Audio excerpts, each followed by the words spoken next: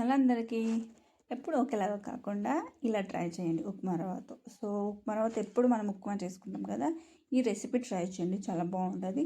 So 1 cup of upma రవ్వ తీసేసుకున్నాను. అందులోనే 1/2 కప్ ఆఫ్ పెరుగు యాడ్ చేసుకొని కొంచెం వాటర్ యాడ్ చేసేసుకోవాలి. ఇది మంచిగా ఫైన్ పేస్ట్ పట్టేసుకోవాలండి.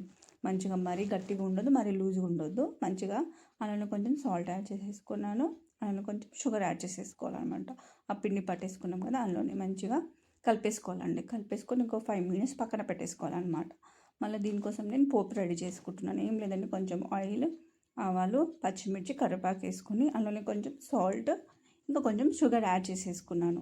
దీనిలో 1 కప్ ఆఫ్ వాటర్ యాడ్ చేసుకొని ఈ పిండి మిక్సీ పట్టినాం కదండి, అందులో కొంచెం Eno, half packet Eno add చేసుకున్నాను. ఇంకా కొంచెం వాటర్ వేసుకొని ఈ బ్యాటరీకి మంచిగా కలిపేసుకోవాలి.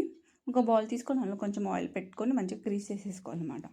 సో ఈ పిండి మిక్సీ పట్టిన పిండి అనేది ఈ బౌల్లో వేసుకొని మంచిగా ట్యాప్ చేసుకొని మనం ఇడ్లీ ఎట్లా స్టీమ్ చేసుకుంటాం సేమ్ అలాగనే ఈ స్టీమ్ చేసేసుకోవాలండి. ఒక 10 to 15 మినిట్స్లో మంచిగా అయిపోతుంది అనమాట రెసిపీ. మధ్యలో ఒకసారి చెక్ చేసుకోండి. ఓకే, ఇలా చూస్తే మనకు అర్థమైపోతుంది పిండి ఉడికిందా లేదా, పచ్చిగా ఉందా లేదా అని. సో కొంచెం చల్లారించాలి. 5 మినిట్స్ తర్వాత ఇట్లా మంచిగా నైఫ్తో చూడండి, ఇట్లా మంచిగా వచ్చేస్తుంది అది ప్లేట్లో. అది చల్లారినాక అదే ఆటోమేటిక్లీ బయటికి వచ్చేస్తుంది అనమాట. సో దీనిలో నేను పోపు వేసేసుకున్నాను కదండి, ఆ వాటర్ అనేది మంచిగా దీని మీద వేసేసుకోవాలి.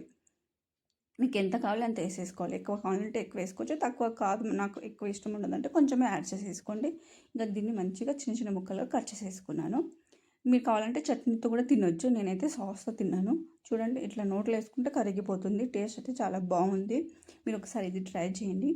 మా పాప కూడా చాలా నచ్చింది. సో మీకు నా వీడియోస్ నచ్చితే ప్లీజ్ నా ఛానల్ని సబ్స్క్రైబ్ చేసుకోండి. ఇంకా ఒక లైక్ ఇచ్చేసుకోండి.